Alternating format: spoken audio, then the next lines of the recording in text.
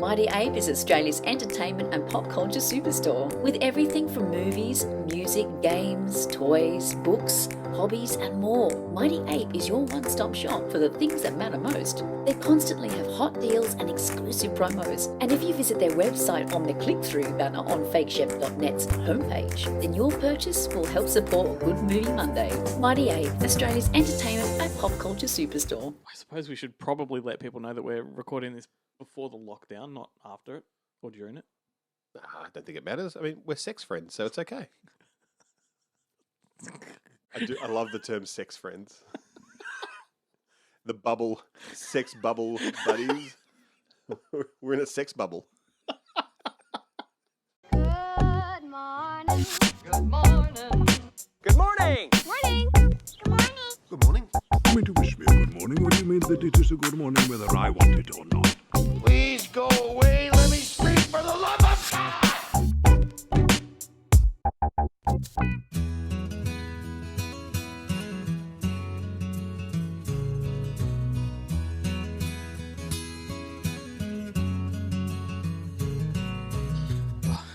You're fucked if you hear that song playing, dude.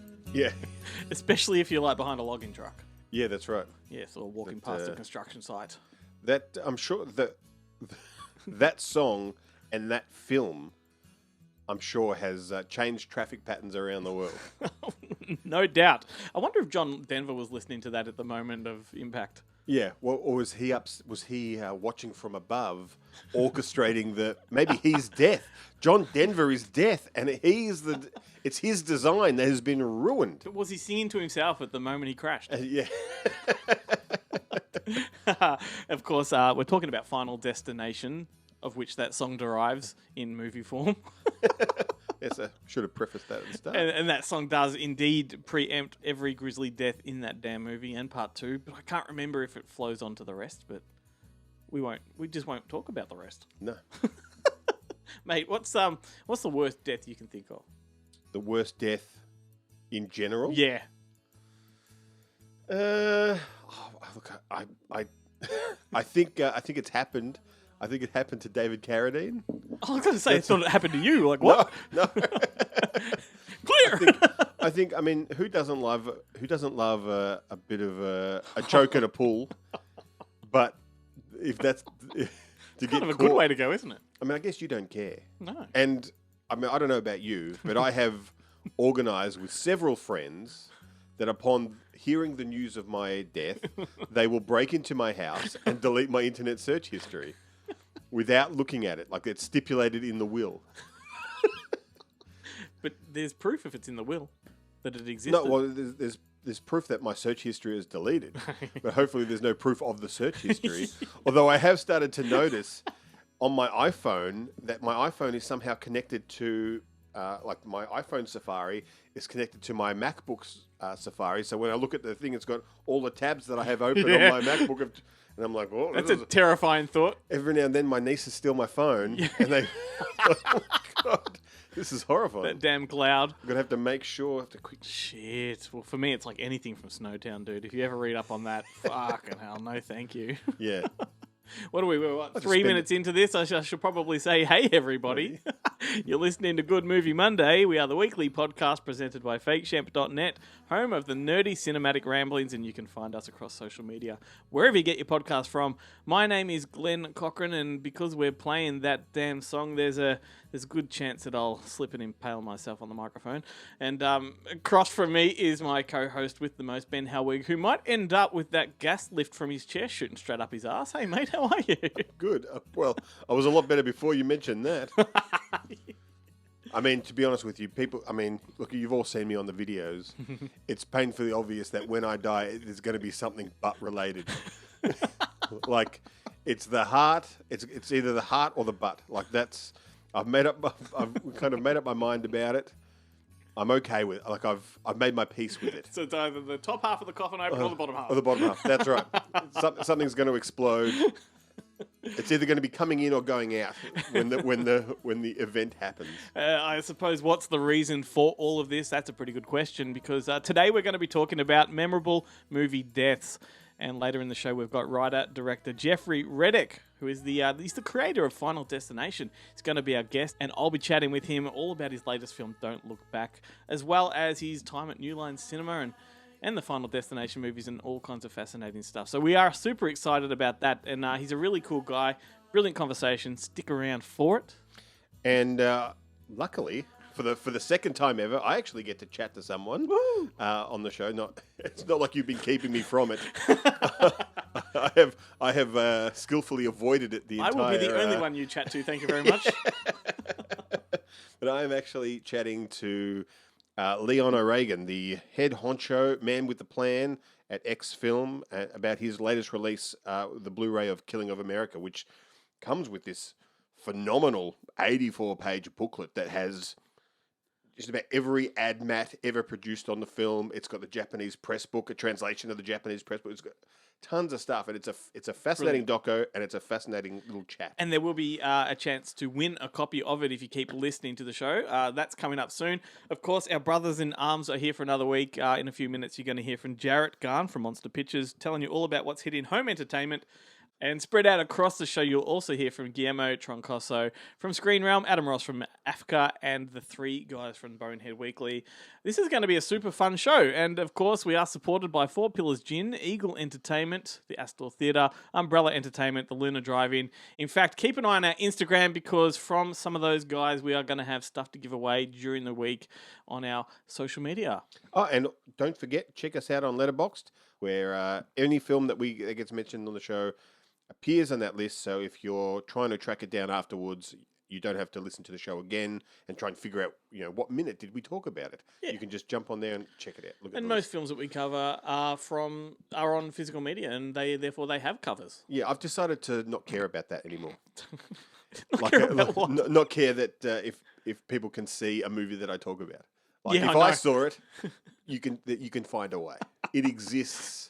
Yeah, Figure it out. That used to concern me too, and I gave up Yeah. on that a long time ago. It's like, if I'm going to talk about the Sleepy Hollow made-for-TV movie with Jeff Goldblum, and the fact that it has never been available on physical media, tough titties. Hey, actually, I was thinking about it. If one of us does die during this show, it could do great things for our numbers.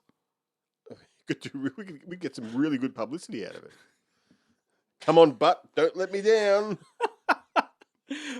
Given that today's theme is inspired by the Final Destination franchise, why don't we take a minute to maybe talk about some of the great deaths that you remember from that franchise? I don't know if you can pull any out of the top of your head.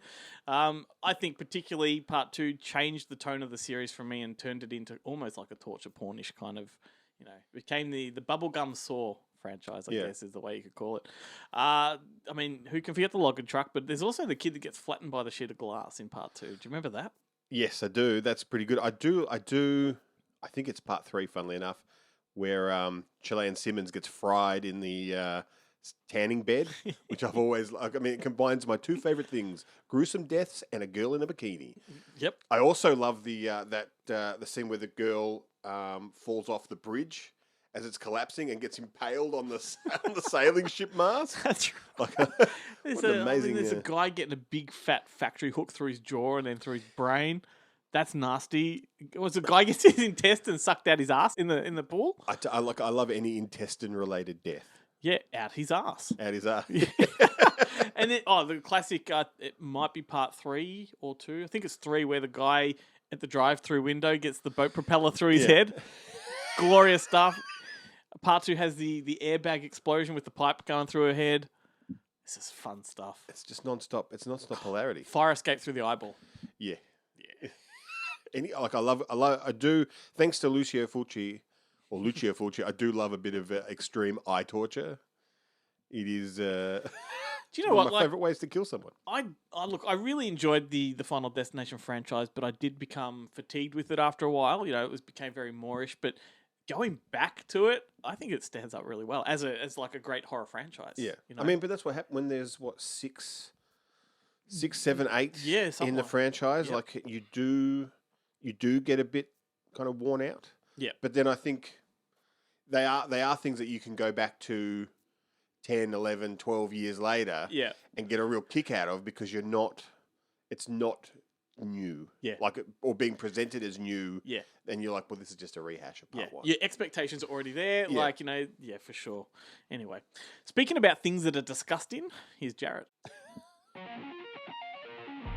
Hey, this is Jarret and welcome to PE Class. Huge week for home entertainment this week. We've got movies coming out on 4K Ultra HD, Blu-ray, DVD, Cats and Dogs, Living Together, mass hysteria. Big week for home ent. So let's kick it off with Umbrella Entertainment. And they're releasing Wind Rider on Blu-ray. This is a Blu-ray first for the film locally, and it features a brand new 4K restoration. It's also being released as part of Umbrella's Ozploitation Classics line, which means it will have a limited edition slipcover. It also ports all the legacy special features from the previous Umbrella DVD release that includes an audio commentary track with director Vince Monton and screenwriter Everett DeRoche.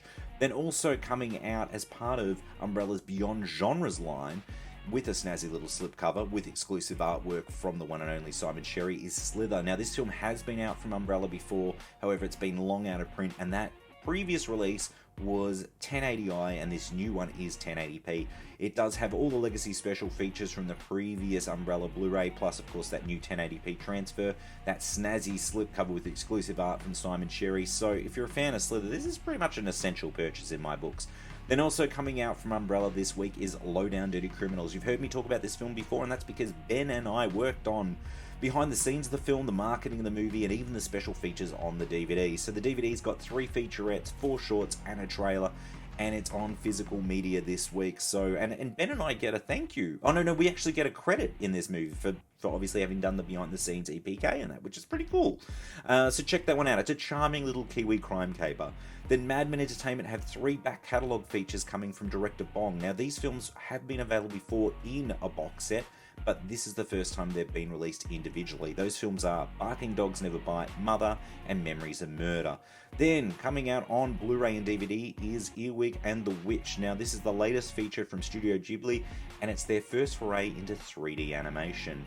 Then another distributor releasing titles this week on home end is Roadshow, and they're releasing Greenland on Blu-ray and DVD. This is the Gerard Butler apocalyptic disaster movie. The boys were a fan of it. They talked about it the other week. I was a fan of it. You can try before you buy if you've got Amazon Prime. It's free to stream, and I'll probably end up picking it up on Blu-ray myself when maybe it's sub $8 or so. Then also out from Roadshow is Chaos Walking. It's coming out in 4K Ultra HD, Blu-ray and DVD. Haven't seen this one myself. Do want to check it out. The 4K Ultra HD does have a Dolby Atmos track. I'd like to hear it, but I hear the film's rather dull, so I don't know how exciting that track will be. But anyway, that's out this week. Then the last distributor putting titles out on disc this week is Viavision through their Imprint Films, and they're releasing The Gambler. Now this is the 74 version with James Caan. They've also got The Face Behind the Mask, The Chalk Garden, The President's Analyst, Alfie, and that's the original Alfie with Michael Caine, and the Essential Film Noir Collection Volume 2. So anyway, that's it for me for this week. So until next time, stay physical. Some good stuff coming out this week, Ben. And for those of you listening, if you like the sound of Studio Ghibli's latest film, Earwig and the Witch, then head over to Stack Magazine and read my review with the director Goro Miyazaki. Is that the animated sequel to Hedwig and the Angry Inch? I was waiting for that. If there's an obvious, if you're gonna have an obvious joke just floating around in the ether, then you better believe I'm. Not only was it an obviously there for the picking, I almost said it. Yeah. Well, thanks heaps to Jarret for that. You can find him over on the Monster Fest social media pages. So head over and engage with him and sort of support the content he's putting out as well. Ben, Greenland coming out on DVD and Blu-ray this week. That was a Focus film from last week. What are the odds? Yeah. Didn't even. I thought it. For some reason, I thought it had been out for a while. Also, a quick plug for next week's show. Our special guest will be Paul Murphy, the director of Low Down Dirty Criminals, and damn, we've got some good stuff coming up on this show. Yeah, I'm really excited. You're excited. You should feel these nipples. I'm excited. I feel like Big Kev. Oh yes. I'm excited. I'm excited that Bert Newton's got his leg cut off. That's horrifying. Because he was always on Bert Newton. But now Bert Newton's had his leg cut off. He has. Yes. Because of something with his toes or something. Yeah, the old, whatever happened to Harvey Weinstein's penis has happened to Bert Newton's foot. Have you heard about that? You heard about like they've described? Oh, it's a nub. It's a nub. He's got, because he had like a gangrene thing, which kind of Ooh. and he had to have it all.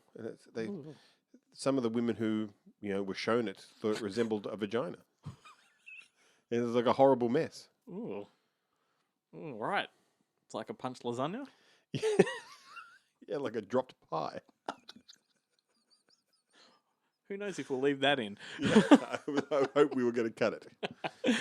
So, memorable movie deaths. There's lots of them, man. I managed to get a few written down off the top of my head before I had to consult Google because, there's just so many delicious ones out there. I do find it is one of those, and especially if you like horror like we do. Yeah. When they're like movies, when you got movies like The Horde or Dawn of the Dead, when you're like, it's just carnage non-stop from start to finish, and you're like, how do I just pick one?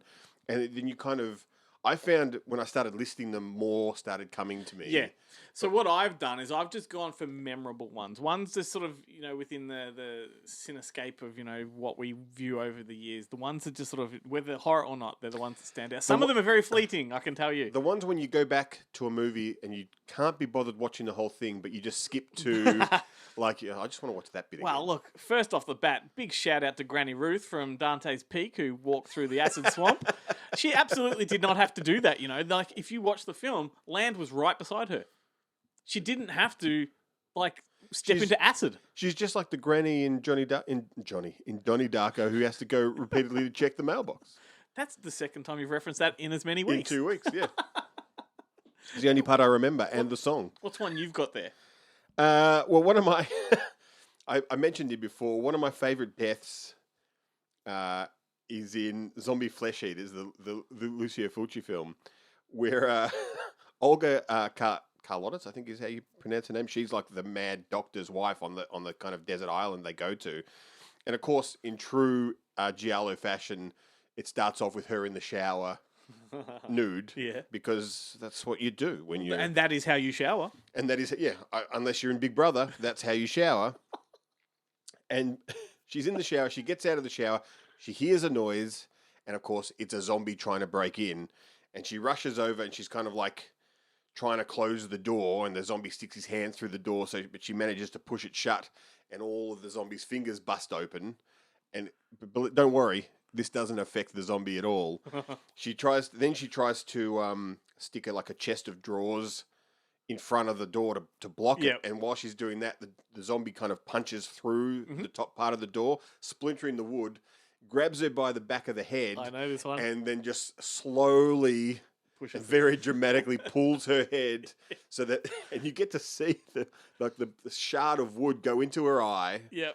And kind of tear off part of her face. And she's she doesn't actually, it doesn't actually kill her because she's screaming the whole time this is happening. And it goes it's a 3 or 4 minute sequence of just this block of wood, this shard of wood going into her face. It is truly magnificent. And it's a standout in a film with a lot of awesome nudity-related deaths. Yep. Oh, they're glorious.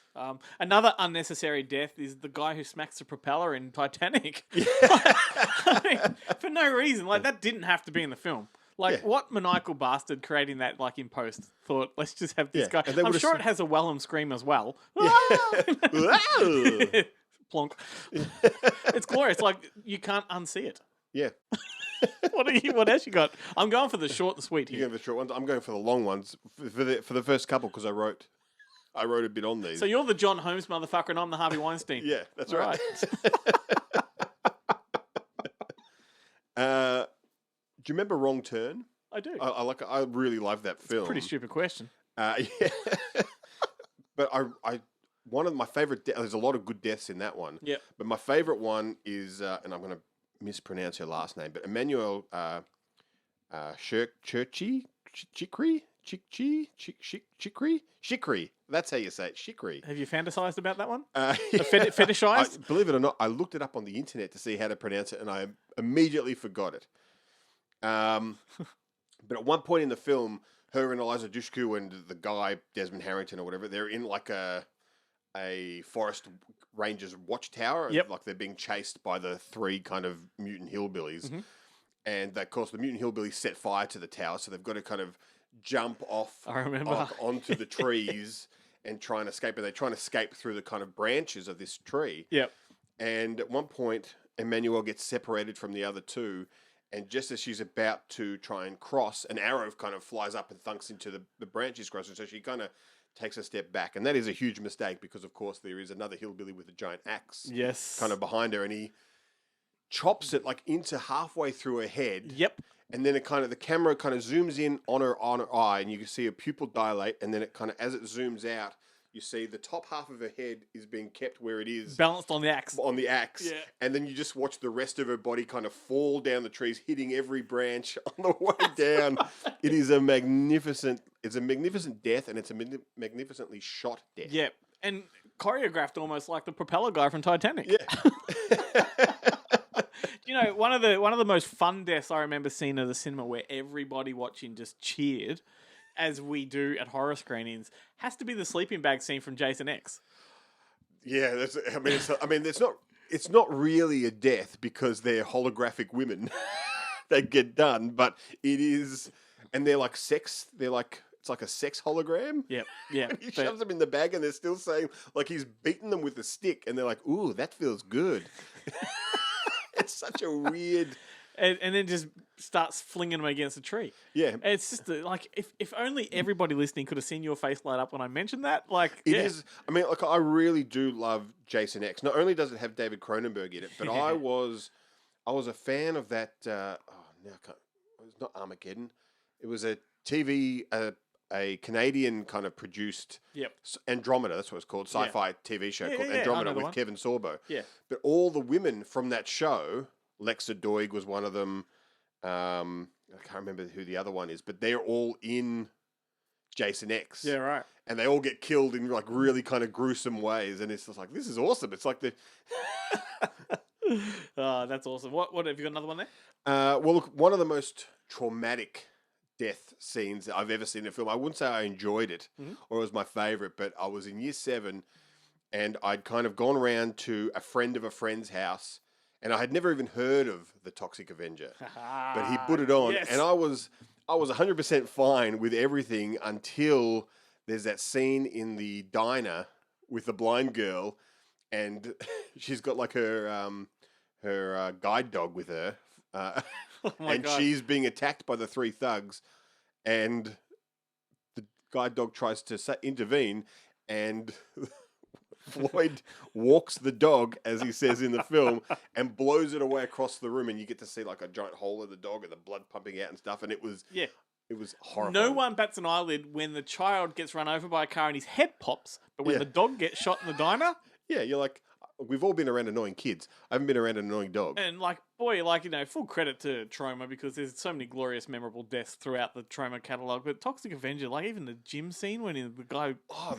the actual creation of the Toxic Avenger, that stuff is great. The sit on this hot ass, fantastic. Like it is, even like at one of the guys at the diner gets the milkshake yeah, thingo put in. Another guy gets stuck in the pizza oven. It's just a cavalcade it's of stunning. awesomeness. It's stunning. All right, one more each. Just wanted to talk about the gas station scene from Zoolander. That's like a glorious death. Like, is that not one of the great cinematic deaths of it? Like it's a mass It exodus. is possibly my favourite scene in that film. And that includes when Hansel takes his underpants off without taking his pants off. And if you've never seen Zoolander, what are you doing listening to this? But like, What are you doing with your life? It's a bunch of flamboyant models, you know, airheads essentially that decide Merman, Dad. to decide to Merman. have a bit of a dance at the gas station and start to pump for the petrol through the air. Like that. Treat it like it's water. Giant golden shower. Glorious stuff. It's, What about you? Got fantastic. another one? Well, it's hard to kind of limit it to just one because every single death in Ricky, the story of Ricky O, or is it Ricky O, the Ballad of Ricky, whatever that film is, every single death in that is absolutely amazing. But the best one is that he has a showdown with this guy, kind of in the prison, because it's all about Ricky's sent to prison, and everyone in the prison is trying to kill him. He's having a fight with this guy in the prison yard, and at one point the guy, with his own knife, he disembowels himself, and Ricky rushes over to him, and then he pulls his own intestines out of his stomach and tries to choke Ricky with them. It is a truly magnificent scene, and that is, I mean, there's, like I said, like every single death is just like that. Like it is an amazing film if carnage is what you're into. Oh, yes. And that is carnage. That is total carnage. I was going to mention the guy sitting on the toilet in Jurassic Park. That's a pretty good one. That's pretty memorable. No, that's not funny. That's not funny, Glenn. I don't- that is your worst possible scenario. It's like ghoulies. Like, Your- why is that your ghoulie worst- coming out of the toilet? Your worst nightmare is not the dinosaur ripping you in half. It's the walls coming down, exposing you to everybody. See me on the toilet. Like, you've been in here for 45 minutes. No, like, or it'd be like some kind of like a slither type slug or something like coming up from the depth of the toilet to attack you at your most vulnerable. How do you propose that we segue that into your conversation with Leon? Why don't we just play the Killing of America trailer? All right. Drop the gun. Drop the gun. Sam Brown was a sidewalk sniper who said he came from outer space on the Starship Enterprise. America the Beautiful has become America the Violent. This is the country that produces an attempted murder every 3 minutes, a murder victim every 20 minutes, 27,000 murders a year, and the number is growing. No one is safe. But when I saw him there that night, he seemed like a saint. Every morning when I get up, say, I wish that son of a gun were alive. For the first time, ever, anywhere, you can see the true face of the evil that is destroying our country. You will meet the new breed of killer. This broad I killed. This broad I've never seen before. They're veterans, honor students, advocates of law and order. They will cry. Mama, I killed Dave. They will laugh. They will tell you why they have to kill. To shock her with a cold metal, and a week later I murdered my mother. I said, no, it's gotta stop. It's gotta stop. I just stabbed to death and cut the throat of an innocent young woman. As I'm sitting there with a severed head in my hand, talking to it. Every scream, every cry for help, every image of madness is real. No matter how paralyzing the shock. You're the mother. Know the truth and survive the killing of America.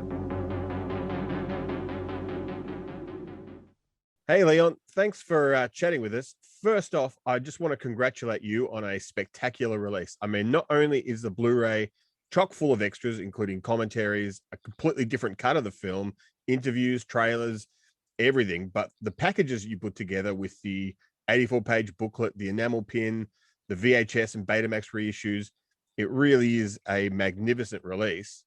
I wanted to start off by asking you how you first discovered The Killing of America. Well, thanks for saying that, Bennett. It's been a long time in production, so I'm glad it's being appreciated. Look, my relationship with this film goes back many years. As a teenager, I used to spend a lot of time in the video shop, and I vividly remember renting I Spit on Your Grave in 1997, and we went to a friend's place and we put the tape in, and we were just gripped by the trailer. And yeah, when I got home to Albury, that was like the first film I had to hunt out, and I found it at Central Video Warehouse, which I still think is one of the all-time greatest video stores that we had in Australia, especially regional Australia. To have a library like that was just amazing. And when that shop closed down, I bought that tape. I still have it. So yeah, I mean, as a teenager, and I still am, I was really into true crime. I was really into exploitation films, weird movies in general, documentaries in a really big way. And this just ticked all the boxes. As I mentioned earlier, the standout of this release really is that 84-page booklet that you've put together. How did you go about finding all the material that you included?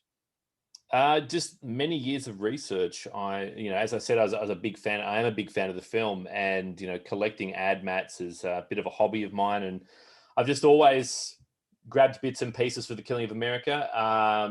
I got really deep into it during the previous research I was doing for my release of Act of Vengeance. Since they were both releases on the Palace Explosive label, I dug up a lot of Palace Explosive information and ephemera. and it just sort of ballooned from there. I got in touch with Armin Jung in Germany, and he had an amazing collection of Japanese ephemera. And from there, it was just it just grew. People found out I was putting this out in Europe, and they had rare sleeves to send me. It was just great. There was just a lot of people opening up their collections and saying, "Hey, how about this?" So it was amazing discovering through Bryn Tilley that it had a theatrical run in New Zealand. So being able to include that New Zealand material in there was really important to sort of get a rounded view of the way the film was handled in this part of the world.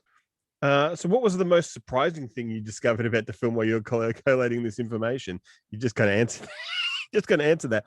I guess just realizing that it had such a wide release, but it really had a massive impact here in Australia. I mean, it ran for 3 weeks at the Capitol Theatre, did 2 weeks up in Sydney, and a lot of people saw it. It was a huge hit here on video. Palace, they reissued it in 1986.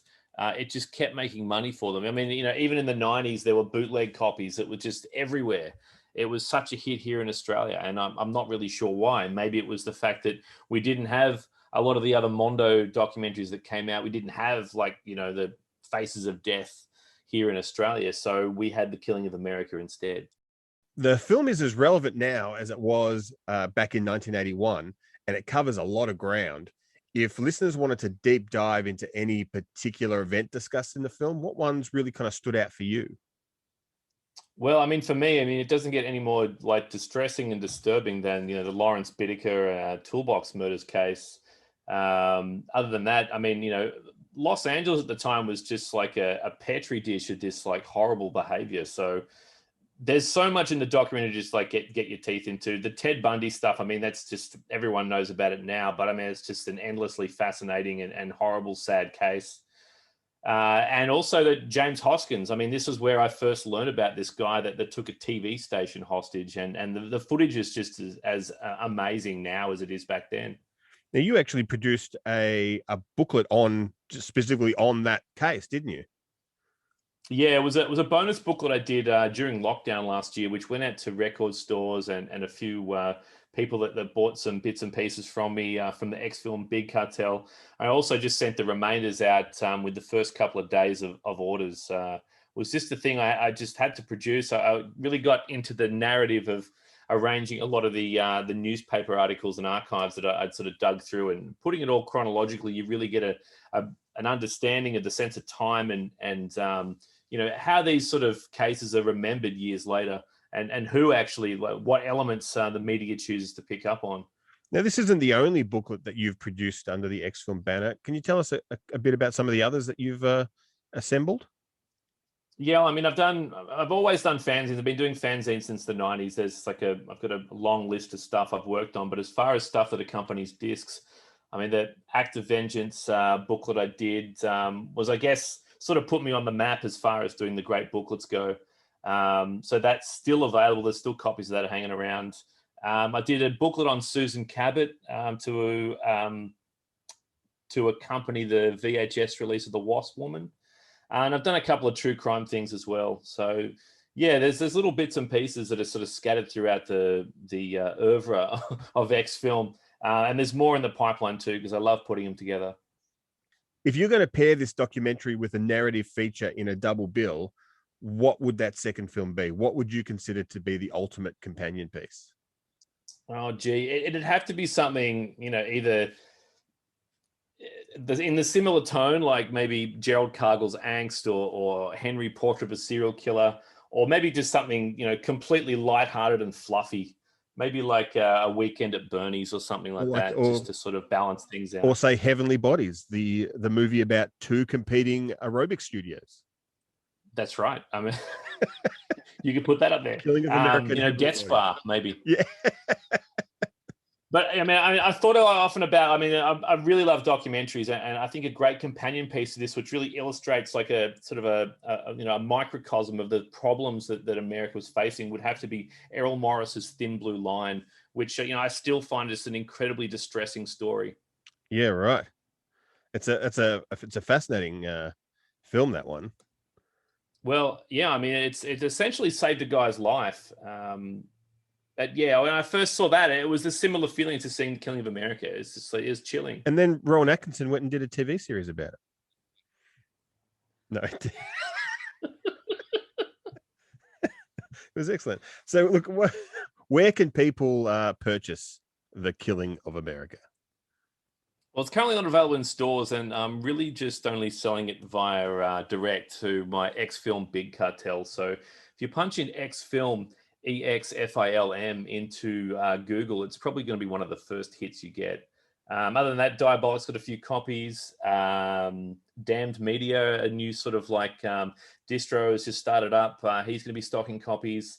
So there'll be plenty of stuff around, but the best way to get it is direct from ExFilm. And have you got anything? Is there anything coming up in the pipeline that you can let us know about yet, or is it a bit too early to drop any? Look, I can definitely guarantee that, you know, I'm working on a bunch more VHS. I can't mention exact titles just yet, but I've got a slew in the works.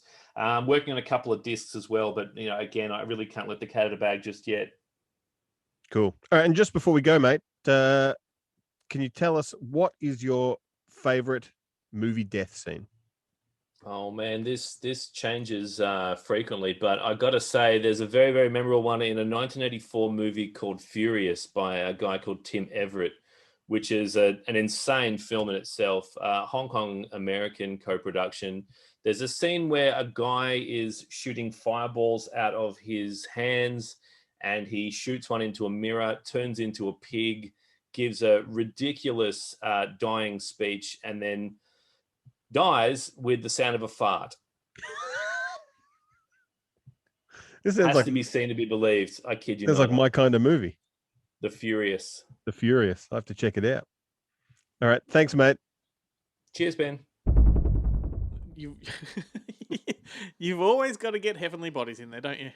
I just think it's a film that deserves to be known. Well, you're doing a good job of making that happen, I can tell you. Hey, that was awesome, dude. That was a great chat. It was really good to chat with Leon. Like, I've known Leon for years. We actually worked together on a couple of VHS releases back in the kind of early days of re-releases with Gun for George and Eurocrime we did, and Manborg. Back when we ran Celluloid Apocalypse together, but just as I was getting tired of that, he was getting more into it and started ExFilm. So it worked out really well. Yes, and we are, of course, giving away a copy of Killing of America. How do people go about this one? Well, all they have to do is answer a simple question, and that is, Killing of America was one of the first 3 Palace Explosive VHS releases. Name either of the other 2. It's pretty obvious if you know anything about Palace Explosive label. If not, well, then you got to use Google and a bit of nous. Email your answers to giveaways@fakeshemp.net. That's giveaways at fakeshemp.net. And we will announce the winner on next week's show. Mate, anyone would think you're a podcast host. I've got the fake game show voice down, Pat. That's right, Glenn. What's happening, everybody? It's Guillermo here again from ScreenRealm.com, Australia's favourite entertainment website covering all things movies and television when we are up. That is because we had a cyber attack and the site was down for like a week and a half or something like that. And yeah. Anyway, the site's back up and running now, so let's talk a little bit about what's been going on in the screen world in the past week. Kicking off with a new Evil Dead movie. A new Evil Dead movie is in the works for Warner Media streaming service HBO Max. Evil Dead Rise is to be directed and written by Irish filmmaker Lee Cronin and will be starring Elisa Sutherland and Lily Sullivan. This will be the second feature for director Cronin, who directed the well-received 2019 chiller The Hole in the Ground. Sam Raimi will be executive producing the film, and original star Bruce Campbell will also be executive producing, but will not be starring. Evil Dead Rise will be taking the action out of the woods and into the city, Deadline reports. The plot will be telling the tale of 2 estranged sisters whose reunion is cut short by the rise of flesh-possessing demons, thrusting them into a primal battle for survival as they face the most nightmarish version of family imaginable. Godzilla and Kick-Ass star Aaron Taylor Johnson has been cast in the role of Kraven the Hunter, an upcoming Spider-Man universe film from Sony. For those of you who don't know, Kraven is one of Marvel's anti-hero characters. He's had encounters with Venom, Black Panther, among many others. Now, the film is to be directed by J.C. Chandor, who's making a change of pace here following credits like Margin Call, All Is Lost, A Most Violent Year, and 2019's Triple Frontier. As of now, Kraven the Hunter is set for US release on January 13th, 2023. And Anna Kendrick is set to star in a Netflix film about a woman who went on a popular TV game show known as The Dating Game and chose her man, who happened to be a serial killer who is believed to have ended up killing around 130 people. The film is going to revolve around the events of the game show, which in 1978 saw Cheryl Bradshaw, played by Anna Kendrick, go on the show where they asked potential dates a bunch of questions. Turns out this guy was a serial killer. She was supposed to go on a chaperone date with him and decided not to because she was put off by his odd vibe. Thank goodness for that. In 1980, he was sentenced to death, but his execution was postponed in 2019 after a moratorium on the death penalty was declared in California. He's currently still rotting in prison. That about does for me, guys. Be sure to go to screenrealm.com, which is back up and running, and the next episode of the Loud Observers podcast, which I run with my wife, is up. Loud Observers on YouTube. Hang out with us as we get drunk for around an hour. That about does for me, guys. I'm out of here.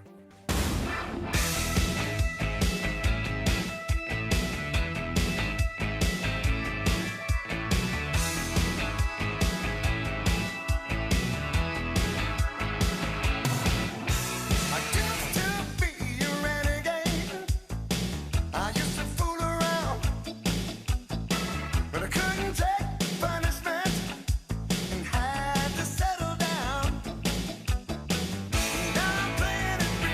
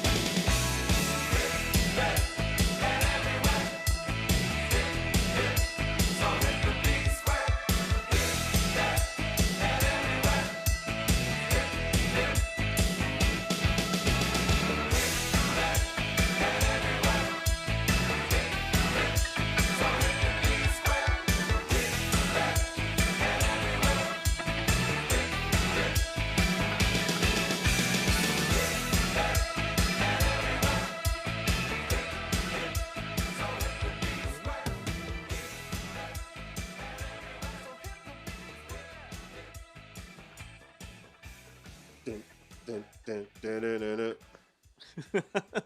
Huey Lewis and the News providing the soundtrack there, or should I say Ben Hellwig? The soundtrack of my life. That is one of the great all-time movie kills. It is totally. Like, I just love my favorite part about that kill is that he has the foresight to put the plastic sheeting down and wear the. I was like, I never thought of that. Oh, and when why wouldn't you? And when Jared Leto says, "Is that a raincoat you're wearing?" He goes, "Why, yes, it is." And then he just plants that axe gloriously, firmly into Jared Leto's face. Which, I mean, who hasn't wanted to do? Who hasn't wanted to do that? The impact, like you don't see it, but you hear it, and it's the foley on that is. Although, funnily enough, I don't think that's the most magnificent kill in that film. It is a great kill. Yeah. But when he drops the chainsaw down the stairwell, he starts to like circle it with his hand first before he drops it. You know, it's an amazing film. Yes, and of course, before the song was Guillermo from Screen Realm. Visit screenrealm.com for their brand of movie news, reviews, articles, and giveaways as well. They do giveaways too, you know? Do they? Yes. But are they giving away a copy of Killing of America? I don't think so. No. You got to come here for that shiz. You do. Anyway, that actually brings us to my turn. This is my turn to talk to somebody. So, Jeffrey Reddick, as I said at the start of the show, this is the guy who created the Final Destination series. He rose up through New Line Cinema, as you're about to hear, and he produced movies like Tamara, Dead Awake, and Final Wish. He's one of the nice guys of the film industry, a guy who lives and breathes horror. And he was only too keen to sit down and chat with me, which always... I really like Tamara. I think that's a great horror film. And I did enjoy this interview. Yes, excellent. You've heard it already, yeah, of course you have. I was there, just silently on the Zoom. That's right, fapping away. Yeah. Jeffrey Reddick, how are you, sir? I'm doing well. How about you, Glenn? I'm doing very well. Thanks for taking the time to sit down and chat with me. Of course. No, I'm so excited. I want to steal all your background posters, and I want your Stormtrooper. It's actually pretty cheap. Hey, look, even though your new film is called Don't Look Back, I'd like to quickly look back if I can, just to give our listeners a little bit of context to your work. Some people down here might not know your work, but you are, of course, best known as one of the creators or the creator of the Final Destination franchise. And as a writer and or producer, you also lay claim to movies like Tamara and Dead Awake and The Call, amongst others. Now, firstly, you're pretty much the reason why a lot of us avoid trucks when we're on the road. Trucks. I knew you were going to say that in planes. Yes. And I look at it like I've saved lives, maybe, as opposed to traumatizing people. But that idea came... when we were doing the second movie, we were trying to think of a good opening, and I'm from Kentucky, which is like hill country here in America, and there's always log trucks, and every time I get behind one, I pull into the next lane, and we couldn't figure out the right opening. Originally, it was going to be a hotel fire, and the producer's like, no, it needs to be something a little bit stronger, and I got behind a log truck, and I pulled over, and then I just pulled off the road, and I called the producer, and I'm like, what about a log? And he's like, slow down, I can't understand you. I'm like, well, what about a log truck on a freeway and the chain breaks and he's like, that's it. And so that's one of the best parts of working with creative people and, just being, because stuff in life just influences you. And that's the biggest, that's the scene that most people, I still get log truck memes and they're like, we're sure you're sick of getting those. I was like, no, they feed my soul. Send me more. As long as no one was hurt.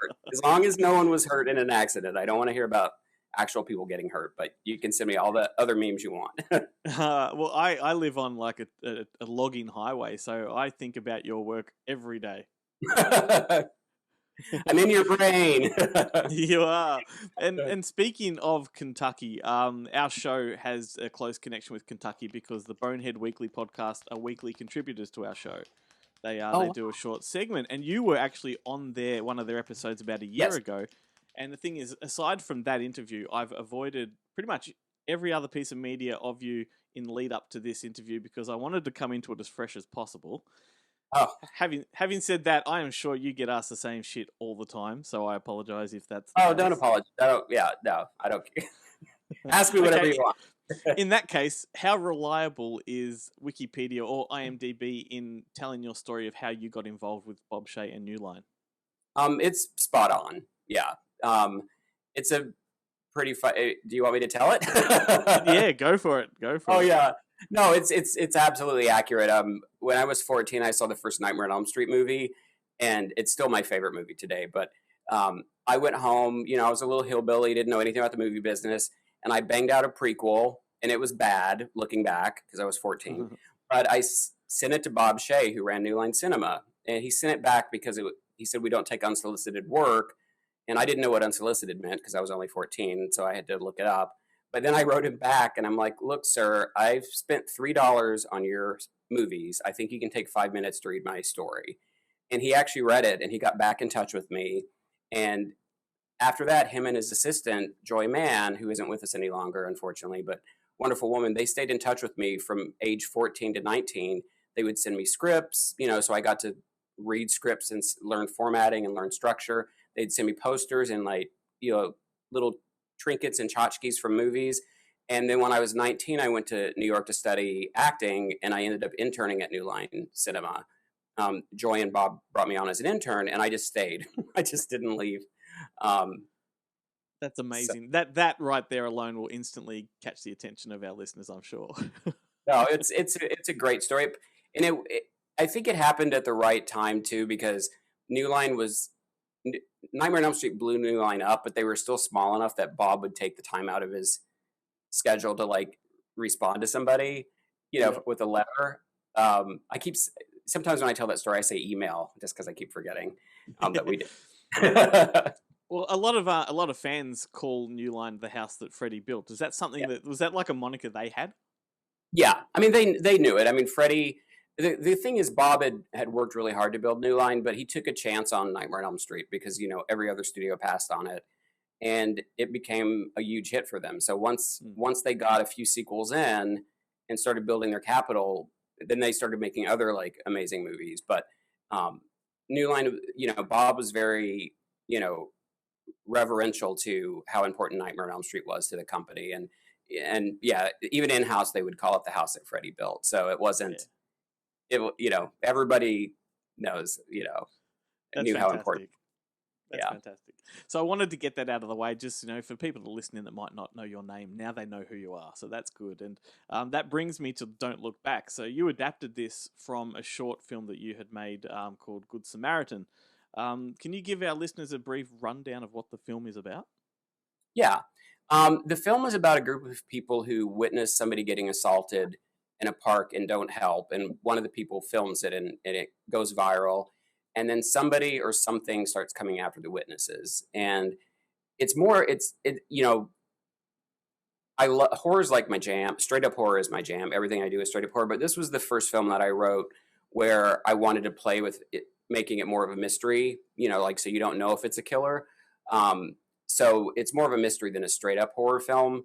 And I only say that because a lot of fans going in expecting Final Destination and, like, you know, the gruesome set pieces and stuff, because we don't know who or what the killer is, there's not a lot of gruesome, awesome deaths in it. There's some cool twists and turns, but yeah, it was a really fun project to make. I actually took the character from the film who shot the video and wrote a different story for him for the short film, Good Samaritan. So you can find this short online, but with the short, I went straight up supernatural. This isn't spoiling the movie because it's not spoiling it either, anything, but I wanted to just show that I could direct horror because people were like, we need to see something. So I went with a complete supernatural. So if you watch that first, don't expect that to be the movie because it's not the movie, but it's a really fun short. Yeah. And, sure. And I got, you know, Rainn Wilson's in it, but I think the happiest that I am is that I got Jane, you may not be old enough, but Jane Badler, who was in the original V miniseries, who played Diana, the evil lizard. She's like my, V is like my TV, like, thing, and Nightmare on Elm Street's like my movie thing. And I reached out to her, and she lives in Australia, and asked her if she would be in the short, and she's like, I'll do it. You don't have to pay me. It was only a couple of lines. But she's like, I'm in Australia, so you'll have to get somebody. So I found somebody to shoot her. And she, for just like a line or two, she sent me back so many takes at so many different locations. I'm like, with outfit changes. She was so amazing. And we've become friends since then. And but yeah, she lives there now, and she's just wonderful. So I geek out about her being in the short. Yeah, for sure. That's fantastic. I love it when you get to work with these people that you've idolized for so long. And, Yeah, and you mentioned that Rainn Wilson is in it. He reprises his role from the short. Was that new footage in the film? We used his footage from the short in the film. So we had to ask. We got permission from him. He told us that we could do it. So it just really helped. Because it still fits the story. And I didn't want to try to have to arrange like reshooting him just for the part that he has in the film, which is kind of a newscaster talking about what happened. Well, if that's the case, like that's really impressive, because I think you've used a lot of footage that wasn't in the short. You could say that it is new, because I've watched both, and I remember things that were in the film were not necessarily in the short. So perhaps it was just different angles, but I'm pretty sure it was dialogue as well. Yeah, we just used frame footage. Yeah. Yeah, and his footage was shot meticulously as well. It's really like pops. Yeah. Yeah, no, it was he's a somebody who I also, I hate saying friend because then it sounds like I'm a douchebag, but I'm not trying to be a douchebag. But he's a friend of mine too, and he was just so gracious to work with, and he's just such an awesome guy too. So he was actually in one of the movies that Bob Shea directed, The Last Mimsy. Is that sort of how you knew him, through Bob? No, I know him. We're both Baha'is, so we go to the same. We don't have like technical church, but we basically go to the same church. So I met him through church first, before I knew he was Rainn Wilson, because I didn't watch The Office. I have watched it then. Once I met him and knew he was in it, but I didn't watch it at the beginning. So he's just a really good guy, and so it was great to have him be in the short. I mean, be in the feature. But what was really exciting too is because we'd gone the studio route, and then the studio that was going to film it shut their film division down like a week before we were supposed to fly down to start pre-production. So the producer on it just decided that let's just do this independent, because if we can wait, you can wait in the studio system forever. So we shot it on a very low budget, and I was able to kind of cast people that I wanted to cast. So I was really particularly excited about, casting Courtney Bell as Caitlin in the film. I had a hard time at a bigger budget level because they didn't want me casting a woman of color in the lead. And I thought she was the best actress. And it's like, I got to cast her, and I think she's amazing in the film. I think we have a great cast all the way around. I mean, I love all of our cast, but, just as a filmmaker who's been trying since the first Final Destination to get some diversity in the movies that they keep making that I write, it was very nice just to be able to have a really strong Black female character, in a genre film. Absolutely. And on top of that, I think the thing that really resonated with me the most watching it was that it is a social commentary on where we've come to as a society, especially with the social media landscape and all that. And I think the sticking point of the film for me is that it kind of turns the story on the viewer and sort of has us questioning what we would do in those situations. How long had that idea been with you? Where did the seed come from? The seed came from this story about a woman named Kitty Genovese, who in New York, I think it was New York, she was assaulted in the courtyard of her apartment. And the story at the time was that, 23 people like watched her. It was a horrific assault. It lasted for a long time. The killer went away, came back, then assaulted her again and killed her. So that story has always stuck with me. And I've been in a couple situations where one time I butted my nose into a guy who was like screaming and was about to smack his girlfriend. And I intervened and he kicked me in the nuts, which was a really manly thing to do. But, I think we've all been in situations where we wondered, you know, can I help? And it's not like I expect people to put themselves in physical jeopardy, but I think what's happened, like you said, with social media, is people's first instinct now is to start recording it. Like, and they have a phone, they don't call 911 and then record it. They just start recording. And that's where, you know, I think this has gotten more relevant over the years, because it's just a weird commentary on where we are as a society, where I think we're a lot of people, it's not everybody, but your first instinct is to record as opposed to call 911, you know, and get help. And, you know, there's this kind of search for, and this movie doesn't get into that angle of it, but I think there's a search for, like, I want something to go viral, so I'm going to record whatever I can find that's awful that I think will go viral. And I think we have lost empathy. People have just lost empathy for each other. Yeah, couldn't agree more. I think your film is sort of hit at the right time. Yeah. And with that, I think, you know, like, it is just an interesting concept within itself, but for fans of, you know, genre, it's not that far removed from Final Destination and some of those classic, you know, 80s and 90s slashers.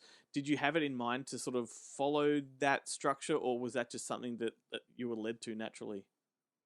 I didn't do it on purpose, but if you have a group of people, something happens to a group of people and then something or someone starts coming after them, it's going to get compared to Final Destination. So I tried, and there's one scene where I have a character backing up towards the street that I was going to pay an homage to, because I knew people were going to go in expecting Final Destination, where you think maybe a bus is going to hit the character, but I didn't edit it that way. I was like, I don't, you know, if I can't live up to Final Destination, and I'm not trying to, I don't want to get Final Destination in too many people's heads. Yeah, for sure. Well, Jeffrey, look, all good things must come to an end. We are just about out of time, but I could chat with you for ages about all things horror and your work. And I'm always around, so you can always reach out. Yeah. Excellent. The movie is Don't Look Back, and it is released through our good friends in Australia through Eagle Entertainment. And for people listening and even watching, there are copies to be won on our social media pages. So over the next few days, keep your eyes on that. But for now, thanks so much for hanging out, mate. It's been real fun. Of course. Thank you, Glenn. Such a nice guy, Ben. What a lovely chap. Absolutely. And his new film, Don't Look Back, is available this week through Eagle Entertainment. If you pay attention to our Facebook and Instagram pages this week, there are copies to be won. So keep your eyes out there. I actually reckon that Jeffrey's going to be listening to this show. So big shout out to him. G'day, Jeffrey. Much love. Thank you very much, sir. Thank you for doing the show. I loved listening to you talk. I love listening to you fap, mate. I'm very discreet. I like to think of myself as very discreet, but I guess you'd have to ask people walking past my bedroom door if that is actually the case. You don't hear yourself. You can't hear yourself. You got too much blood rushing in your ears. It's the whole tree in the forest thing. Yeah, that's right. Yeah. Oh, well. If a guy jerks off in his room, if no one's there to hear it, does he really come?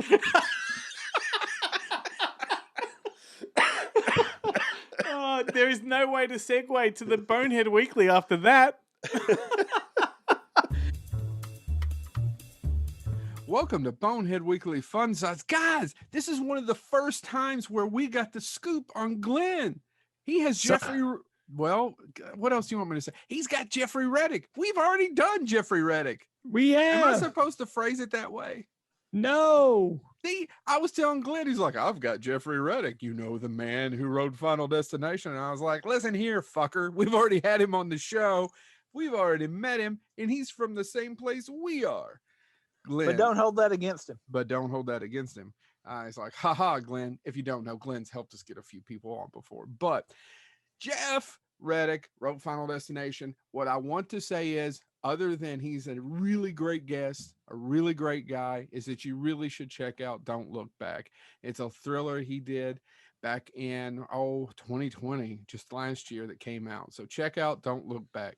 Who's next? And I'm going to go ahead and give a preview for upcoming stuff, because this actually hasn't been released. Jeffrey Reddick is a great filmmaker. However, the project that I'm most excited about hasn't been released yet, and that is the Samurai Chronicles, or sorry, the samurai rabbit. don't know. I forgot, I screwed up the title. The Samurai Rabbit, the Usagi Chronicles, all about Usagi Yojimbo, one of the greatest Samurai Rabbit comic book characters ever created.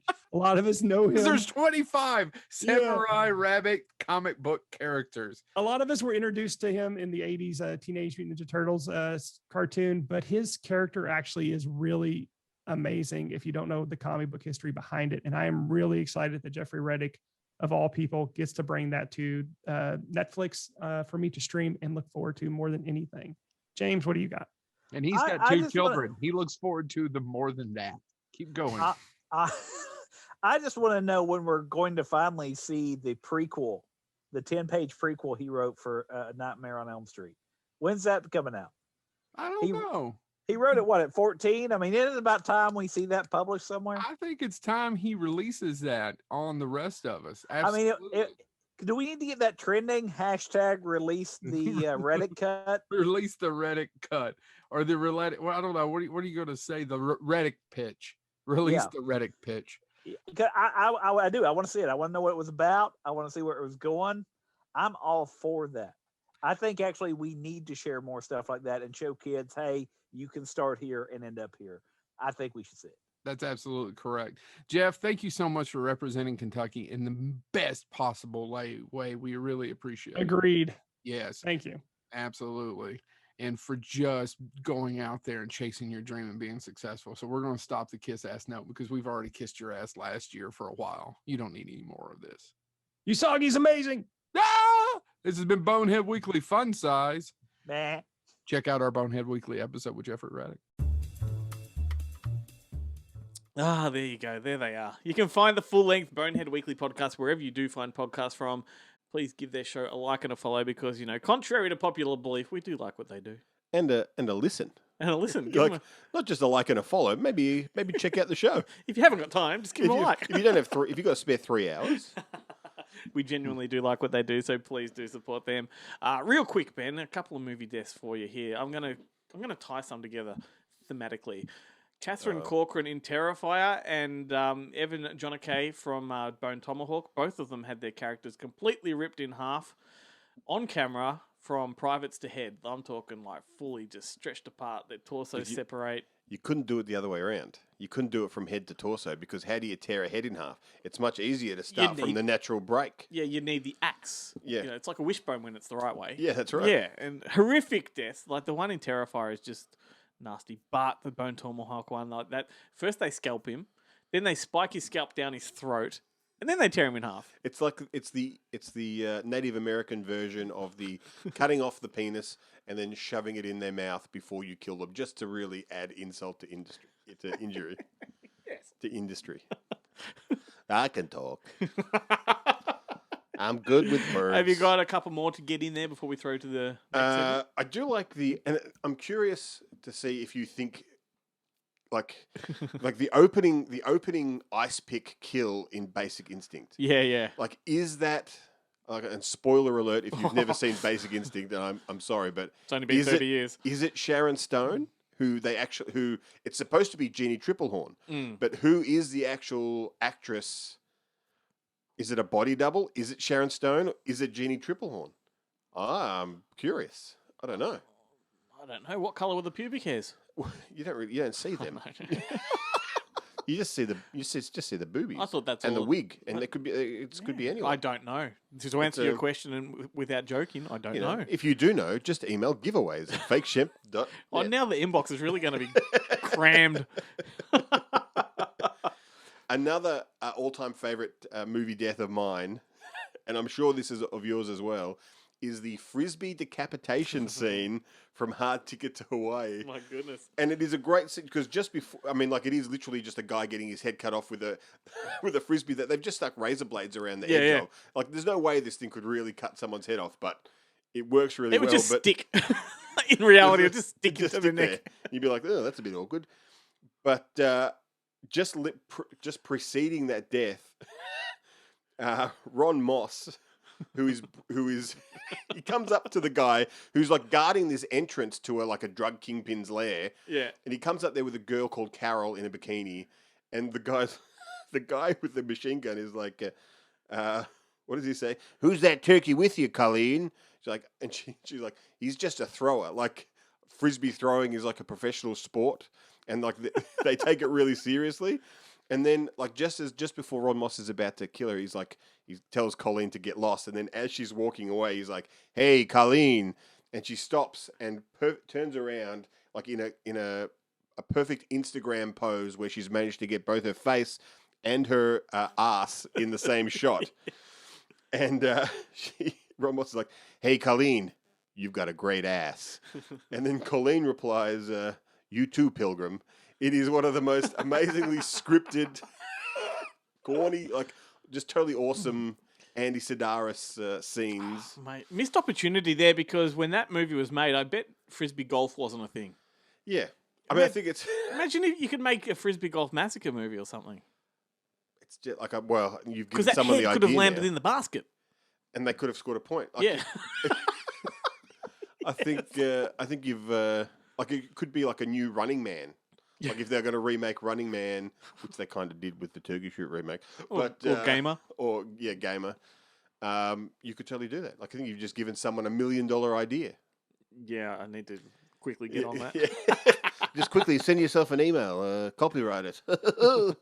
Do I know anyone that's a horror producer, Mr. Reddick? Got one coming at you. Hey, let's see what Adam's going to review this week. It's whether it's going to be 5 stars or just one of his not mention the stars at the end thing. Have you noticed he does that? They're all 5 stars. He has stated, like, why would he review a film that's not a 5-star on Adam's 5-star reviews? That's a good point. Hey guys, it's Adam here from Adam's Just Seen with another Good Movie Monday recommendation. This week, my pick is Cinderella Man. Now, you might be rolling your eyes, you might be scoffing, you might have even seen this upon release and dismissed it. Go back and check it out. I believe that pound for pound, Cinderella Man is the best boxing movie that has ever been made. Now, that's going to be absolute heresy to a lot of people because of Raging Bull. Now, I worship at the altar of Martin Scorsese, but as a character study, I think that movie is borderline unparalleled. But if you want to be put in the ring and if you want to be hurt, Ron Howard is doing things here as a director that I have never seen. The boxing scenes here are absolutely brutal. I think that, the boxing scenes in Ryan Coogler's Creed are incredible as well, but this even surpasses that. This is the story of James J. Braddock, a boxer that had an opportunity, got injured, was down on his luck, and then got another shot at the title. Now, if that sounds formulaic to you, it is. And, with Thomas Newman's score and, with Howard's directing, this is definitely that kind of Oscar bait drama film, but done to perfection. There is something soaring about this that I just cannot get away from. Every time I put it on, I just get so swept up in it. I think the craft is impeccable. It's not a very well-kept secret that Crowe is my favorite actor, and I think that when Crowe is on, that he is borderline unparalleled in cinematic history in making you believe what his character is going through, and he here channels something in Braddock that is just mind-blowing. I remember that when this was released, that Roger Ebert said that one of the hardest things that an actor can do is just play a genuinely good person, because there's no shading. What do you do with that? And he said here that Crowe is obviously one of the greatest actors to live because of what he gives us here in this movie. Paul Giamatti offers mind-blowing support in his corner and basically revs you up every single time that he steps into the ring. So if you haven't seen this, or you did see it and you dismissed it, honestly, revisit it. I have seen this movie straight up 20 times. I cannot get enough of it, and I just think that it is a gorgeous movie with incredible craft and just does what all the best movies does. It makes you feel. So 5 stars from me. Check it out ASAP. That guy, he just has a way with words, Ben. Like, catch him every week on Triple M and Ticker TV. But remember that you heard him here first, folks. But he always has a way with words. He's very articulated. That because I'm sure that the way it's working is that people are listening to this show and then finding Adam Ross on other things, not finding Adam Ross on Triple M and then going, what else is this guy doing? And finding us. Mate, we discovered him. Yeah, right. We discovered him. We need to get a contract in place. Yeah. We need life rights. Yeah, that's right. So if they're ever going to make a biopic, we get a chunk of the change. I want to talk about some bloated deaths here, Ben. Live and Let Die, Dr. Karanga. So, do you remember that scene where he swallows the gas pill, blows up like a balloon, shoots to the roof and pops? Something similar happened to Terry Jones in Meaning of Life, the big fat bastard that eats all the food. Yeah, just a little bit. Doesn't he say like, piss off? Yeah, it's just one more. Piss off. Yeah, and then he explodes. My favorite death from that movie is the death by the sex death, where he gets chased by the 100 naked women. He runs off a cliff. That's wrong with you. That's what's wrong with you, Americans. You've got no balls. And what about Thunder Goes Boom from Big Trouble in Little China? Yes, there's a great one. How odd! It's such a weird, and he does it. He does it previously in the film, and he doesn't die. Like he starts blowing up and just pops all his clothes off, and then when poor Davy Lopan gets the knife in the head. And the other one, the other one that came to my mind as far as bloated sort of deaths was Ronnie Cox in Total Recall. His bloody eyes bulge out of his head because he gets exposed to the Martian atmosphere. That's right. It's great, but I mean everyone's death in that film is pretty good. Like what's his name? The guy from Scanners. Why can't I think of his name? Oh, Michael Ironside. Michael Ironside gets his arms chopped off by the lift. And stuff, and the taxi driver who doesn't actually have the 3 kids. That's right. He's like is that Glenn Plummer? Drill. Is that Glenn Plummer? No. It's one of the it's one of the few films where Glenn Plummer wasn't the fourth build lead. Because I was thinking of Johnny Cab Driver. Who's the taxi driver? Doesn't matter. Yeah. There is a Johnny Cab. Yeah, played by what's his name from Inner Space and Star Trek. Martin Short. No. Robert Picardo. Yes. Yeah. The cowboy. The cowboy. I never take my boots off. Have you got any more written down? I've got some. I'll run through these ones pretty quickly. The little kid death in Vigilante, where you don't really see it, but he gets kind of shot through the shower curtain and you see his back fly out the window. Mate, before you go on, can I just rattle off a few to keep the theme there and then you can finish? No, just because I've got some kid ones down. Oh, okay, right? yeah. So you've got the toddler in Dark Age that gets completely snapped by the crocodile. Brutal. Absolutely brutal.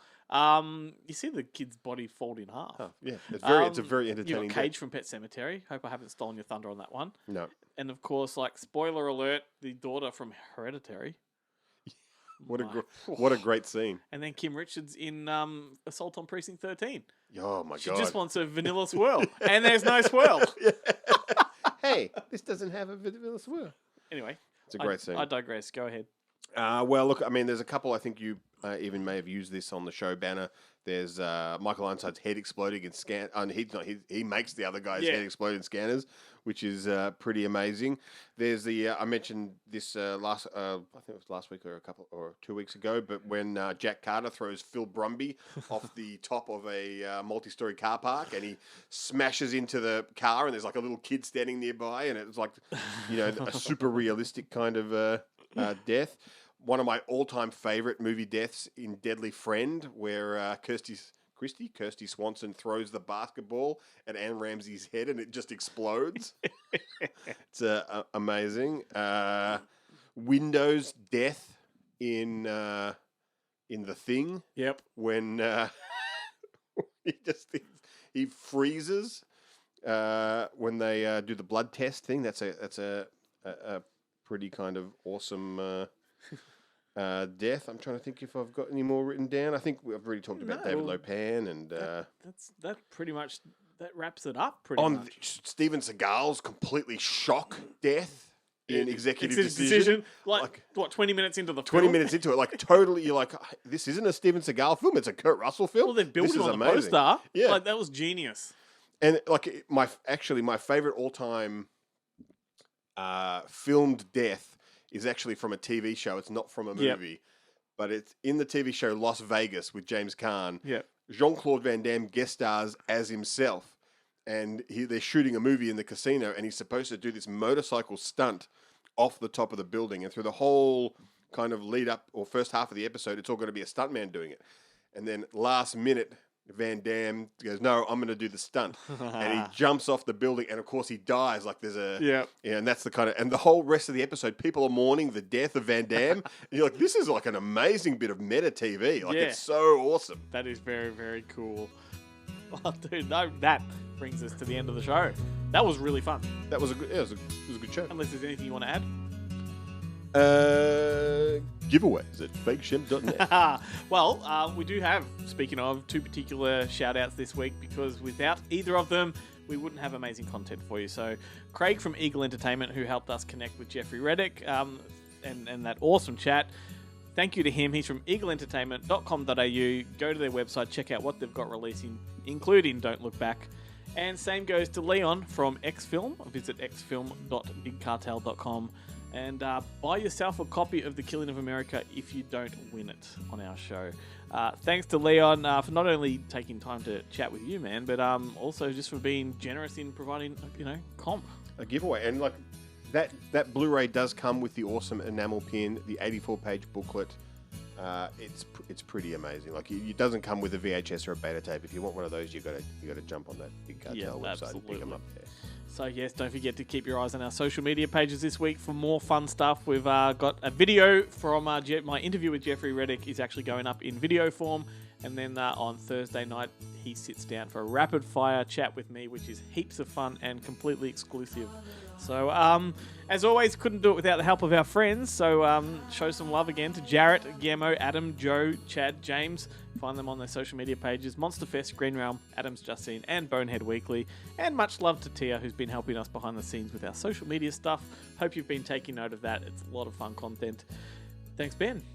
Thank you. And I will just level a quick shout out. Jump onto the Monster Fest social media pages or the Coming Home in the Dark social media pages and check out the trailer and poster of that film, which is coming out in New Zealand in August and Australia just a bit after that. Check those things out. They're totally awesome. Best film you'll see this year. Awesome. And thank you to listening. So please do us a favor by liking, sharing, commenting on our show. Don't forget to click that bell on our social media pages. That is a wrap, Ben. Anything before I build up to the song? No. No? All right. Let's cue the final song. This one is Drain the Blood by the Distillers. And why this one, Ben? It's just because it has a line, all my friends are murderers. It doesn't appear in a film or anything. It's just I just like the song. Yes, consider this a casting couch for the song. Yeah. Play it in your films. The lead singer of the Distillers is actually an Aussie. All right. Excellent. I mean, she moved to America when she was 18, but still, it's enough. Nicole Kidman came over here when she was 5. We claim her as ours. Sam Neill was born in New Zealand. Claim him as ours. Mel Gibson, born in America. Claim him as ours, unless he says something racist, and then we kind of quickly. I don't know about that. I don't know about that, Mel Gibson. That American Mel Gibson.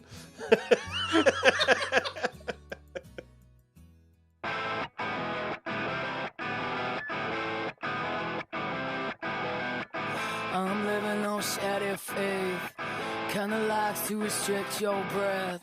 Never been a better time than this. Suffocate out eternal bliss in a city. That's why there's so much shade. You see me rise above and take its place. The heart pumps until it dies. Drain the blood, the heart is wise. All my friends are murdered. Hey, all my bones are marrows in. All these fiends want teenage rage. All my friends are murdered.